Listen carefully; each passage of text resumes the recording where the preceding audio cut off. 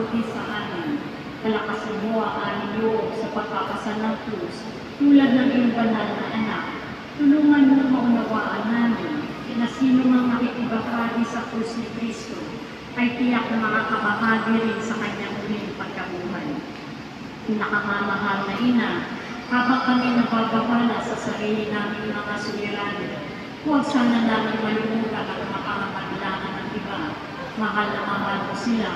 Tulungan mo maging ganito rin ang aming pagmamahal sa kanila, samantalang idinadalangin namin ang aming mga adhikari at mga adhikari ng lahat ng narito ngayon.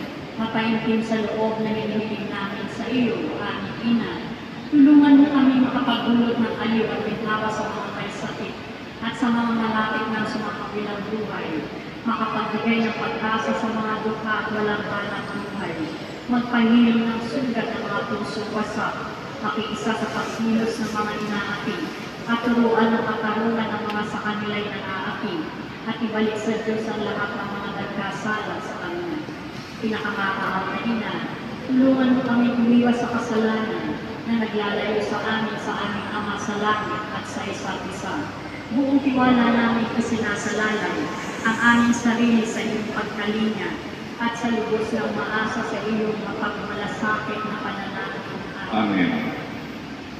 Panalangin para sa tahanan. Ina ng laging saklod, pinili ka namin reyna ng aming tahanan. Inihiling namin pagpalain mo ang aming pamilya sa pamamagitan ng iyong matinyas na pagmamahal.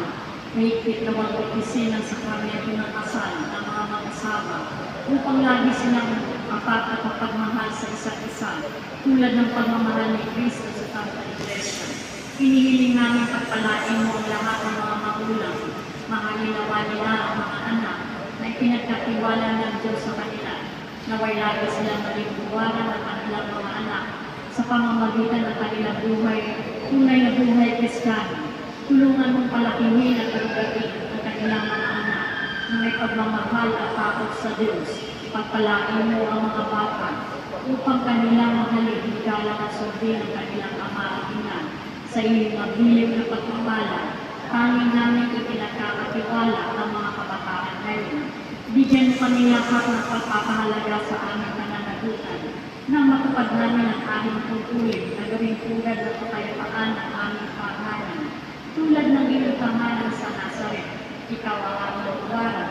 Tulungan mo kami upang sa araw-araw ay lalo mag-ingas ang dalisay ng pagmamahal sa Diyos at kapwa nang sa gayo'y maligayang maghari at katarungan at kapayapaan sa buong sangkatauhan.